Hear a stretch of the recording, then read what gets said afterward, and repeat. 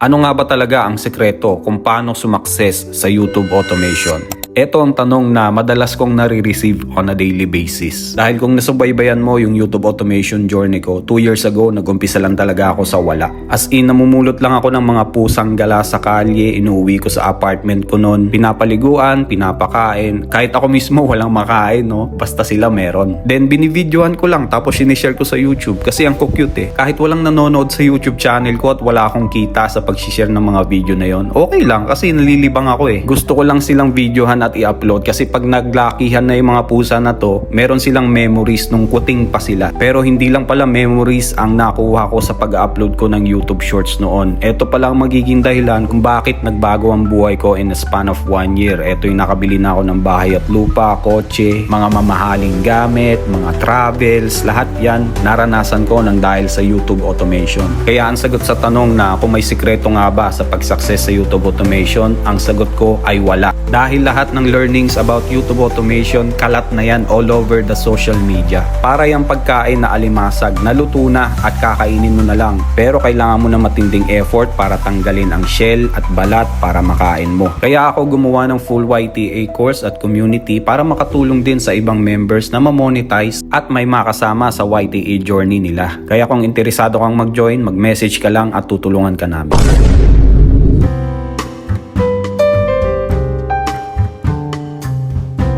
Paano nga ba ang tamang pag-upload ng video at ano ang gagawin mo pagkatapos nito? Okay Lodi, tuturuan kita ng uploading strategy kaya panoorin mo tong video na to hanggang sa dulo para ma-maximize mo yung numbers at revenue ng channel mo, so stay tuned.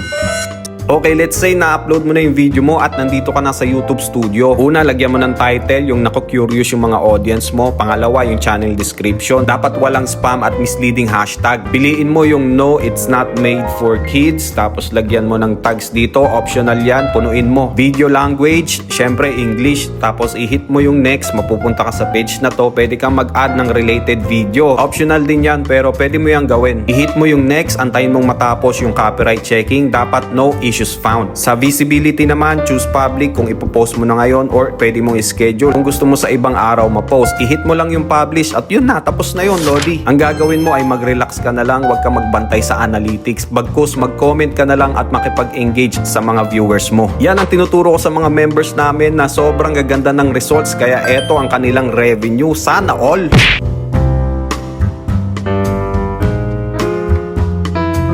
Kung naghahanap ka ng bagong viral niche, ito ang para sa'yo, Lodi.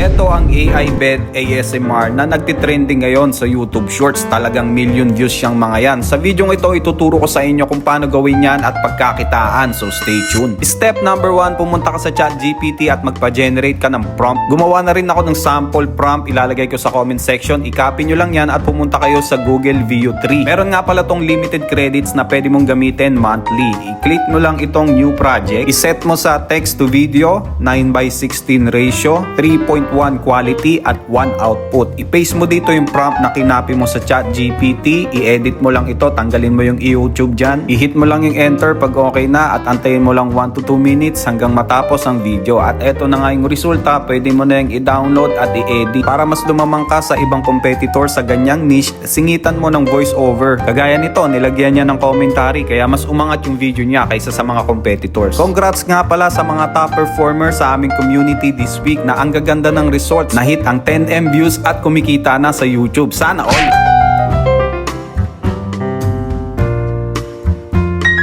Mas matataas ba ang views ng mga competitors mo kaysa sa'yo?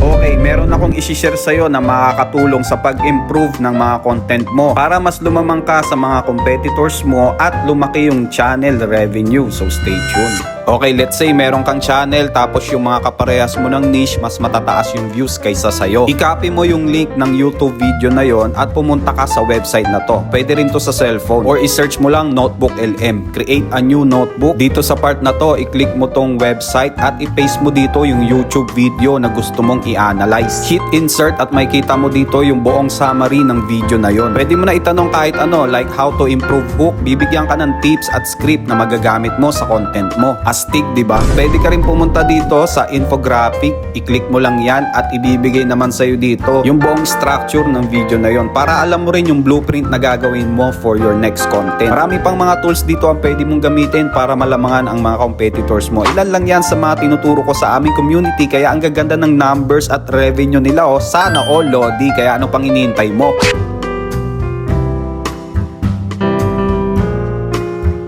Ano nga ba ang mas paldo ngayong 2026? Long form ba o shorts video? In this video, ipapaliwanag ko sa inyo kung ano yung mas recommended form ngayong 2026 para may idea ka rin kung paano mo ma-maximize ang revenue ng channel mo, so stay tuned. Gusto mo bang kumita sa YouTube gamit ang iyong cellphone, tablet, or PC at mapabilang sa kanila na na-monetize na? I-message mo lang ako sa aking FB or i-click mo yung link na to for full details. So ano nga ba mas maganda, long form or shorts? Ito, pumunta ka muna ng incognito at go to YouTube at makikita mo dito yung bagong layout. 3 long form yung nakalagay sa unahan at 5 shorts naman sa ibaba. Makikita natin dito na mas lamang ang shorts sa mga default search. I-try mo naman i-search ang niche mo. Let's say animals ang mga content ng channel mo. Piliin mo yung this week at view count. Makikita mo dito kung anong unang lalabas. So shorts yung malakas sa animal niche ngayon dahil ayan 13M views 7 days. Try naman natin yung horror niche. So dito long form naman yung malakas sa mga horror content. So yan ang way para malaman mo kung anong form yung dapat sa niche mo. Kung shorts ba or long form. Pwede kang pumaldo sa kahit anong form pero depende yan sa RPM ng niche mo. Tulad ng isang member namin dito na ang taas ng RPM kaya yung kita niya paldo. Kaya ano pang hinihintay mo?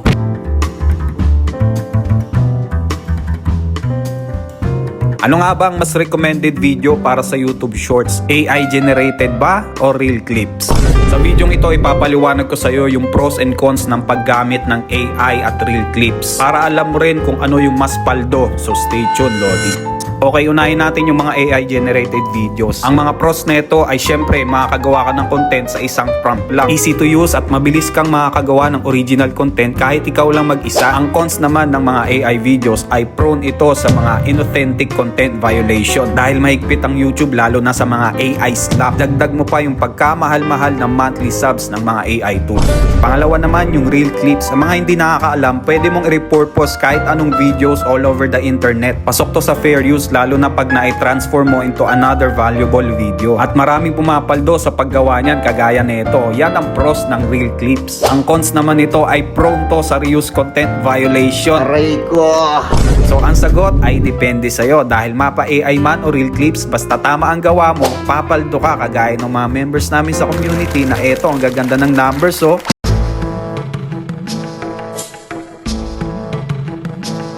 Oh, may tanong si Lodi dito, Coach, anong gagawin ko kapag may nangopya at nag-repost ng video ko?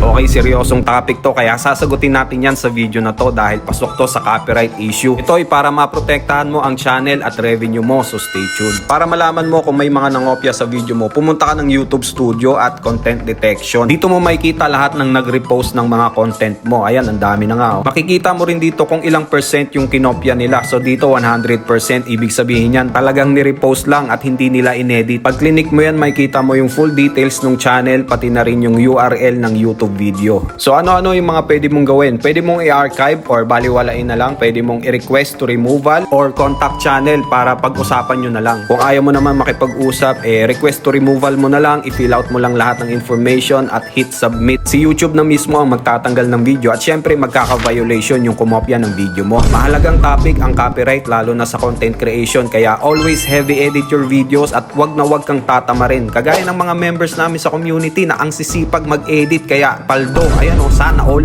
Daily uploads tayo dito mga Lodi kaya huwag kakalimutan mag-follow, like, and share. Kung gusto mo naman matuto ng YouTube automation at ma-monetize kagaya nila, pumunta ka lang sa Facebook app ko, link in bio or i-DM mo ko Lodi.